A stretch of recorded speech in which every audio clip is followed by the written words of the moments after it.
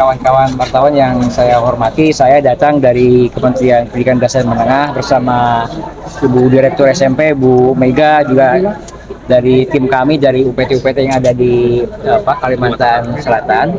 Jadi hari ini saya melakukan kunjungan ya ke SMP 7 ini untuk melihat proses SPMB ya yang baru tutup kemarin. Tadi saya berbincang banyak dengan panitia, ingin menggali banyak hal selama proses SPMB ini seperti apa, termasuk juga melakukan evaluasi ya, apakah SPMB ini berjalan cukup baik dan bagaimana bisa lebih baik lagi untuk SPMB tahun berikutnya begitu. Secara umum saya tidak menemukan kendala yang berarti dan tadi saya mendapat penjelasan yang cukup lengkap dari panitia bersama juga Dinas Pendidikan yang hadir, bahwa antara jumlah siswa yang daftar dengan jumlah siswa yang diterima itu cukup ya. Jadi daya tampung SMP yang ada di Banjarmasin ini masih bisa mewadahi semua siswa yang akan daftar di SMP. Jadi sering nggak ada kendala berarti. Nah, tadi yang kita lihat juga dijelaskan berapa banyak kuotanya, dan tadi saya tanya apakah pelaksanaan SPMB tahun ini dengan tahun berikut sebelumnya itu ada perbedaan apa tidak. Teman-teman panitia tadi menyampaikan pelaksanaan SPMB ini secara sistem tahun ini ada perbaikan dibanding PPDB tahun lalu. Saya tanya apa? Salah satunya adalah adanya keterbukaan jumlah siswa yang akan diterima berdasarkan 4 jalur itu. Kan dipasang tuh di belakang informasi kuota afirmasi berapa, prestasi, domisili, dan juga mutasi ya. Itu jelas. Nah, yang kedua juga siswa itu punya kepastian untuk bisa diterima karena mereka wajib mengisi pilihan pertama, pilihan kedua, pilihan ketiga. Tahun lalu tidak ada yang begini. Siswa dibebaskan pilihan satu atau pilihan kedua tidak. Nah, sekarang siswa ada kepastian sehingga mereka ada kepastian bisa diterima di mana. Yang kedua tadi ada kepastian soal keterbukaan jumlah siswa yang akan diterima sehingga ini memberikan transparansi sehingga lebih objektif lah. Nah, yang berikutnya yang juga saya tanya, beberapa keluhan, saya tanya apa keluhan yang biasa sampai dari orang tua ke panitia, rata-rata soal titik koordinat domisili. Tapi tadi panitia sudah banyak membantu. Saya juga tanya dek informasi ya, sering yang ditanyakan oleh orang tua siswa adalah soal membantu menentukan titik domisili yang mungkin kesusahan dibantu oleh para panitia. Jadi secara umum saya melihat cukup baik. Terima kasih kepada Dinas Pendidikan dan juga tim Pak Kepala Dinas ini yang sudah bisa mengawal proses SPMB untuk level SMP di Banjarmasin ini dengan sangat baik, dan kita apresiasi. Mudah-mudahan di berikutnya bisa lebih baik lagi. Amin. Ya.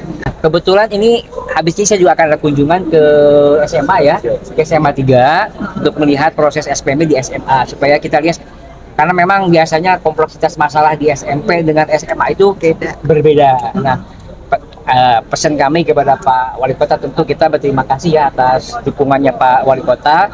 Ada proses SPMB yang berlancar cukup baik di Banjarmasin, dan kami berharap ada koordinasi yang lebih baik lagi dan supaya bisa melaksanakan proses SPMB betul-betul lebih transparan ya, lebih objektif dan bisa membuka akses ya bagi peserta didik, karena inti dari SPMB itu adalah membuka akses bagi masyarakat yang lebih beragam.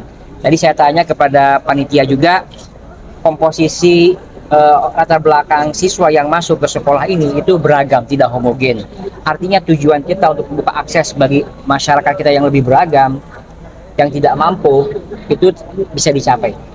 Jadi kami harapkan juga dukungannya Pak Wali Kota bersama Dinas Pendidikan juga terus berlanjut, dan tentu selalu ada perbaikan lah supaya ke depan juga bisa lebih baik lagi. Jadi ini mengenai prinsipnya pemerintah, Bapak Presiden sudah memerintahkan kepada kita untuk memang mentaati ya putusan Mahkamah Konstitusi tersebut.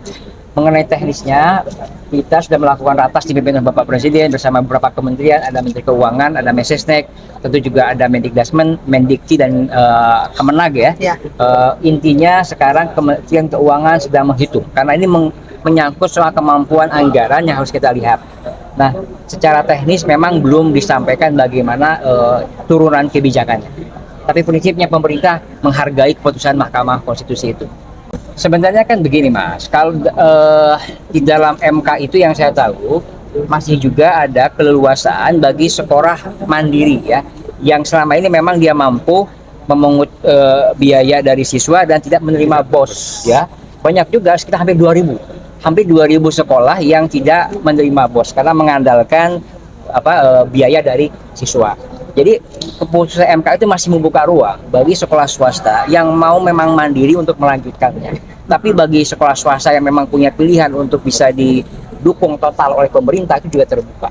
Tapi prinsipnya itu kebijakan teknisnya sedang disusun, ya. Tapi yang kedua yang harus kami sampaikan, kebijakan Pak Abdul Muti sejak beliau jadi menteri ini itu sudah mengarah ke sana sebenarnya. Misalnya apa?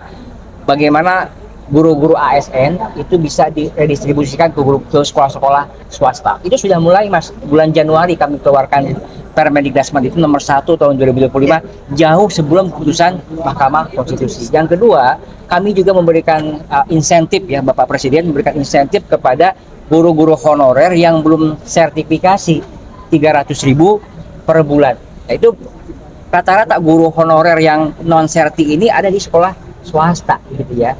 Kami juga memberikan kenaikan tunjangan profesi bagi guru non ASN yang sudah sertifikasi. Jadi banyak sekali beberapa kebijakan kita yang sudah mengarah. Terakhir, soal SPMB ini, kami sudah memerintahkan kepada Dinas Pendidikan untuk menyertakan sekolah swasta dalam proses SPMB. Di beberapa tempat kami datang ke Jawa Tengah kemarin, ke Semarang, itu ada salah satu deks bangku penerimaan murid baru di SMP negeri, itu ada sekolah mitra namanya. Artinya apa? Sekolah swasta yang diikutkan dalam proses SPMB. Ketika siswa tidak lolos di sekolah negeri, pilihan kedua ketiganya ke sekolah swasta yang dirujuk oleh dinas yang memang terakreditasi, dan dinas memberikan subsidi kepada sekolah swasta tersebut. Jadi ini sudah kita lakukan jauh juga sebelum keputusan Mahkamah Konstitusi. Jadi intinya apa? Kebijakan kami sejak awal di bawah Kementerian Pak Abdul Muti dan juga perintah Bapak Presiden, tidak boleh ada lagi pembedaan antara negeri dan swasta. Nah, itu formulasinya sedang kita susun, dan tentu kita juga akan bicara dengan sekolah-sekolah swasta.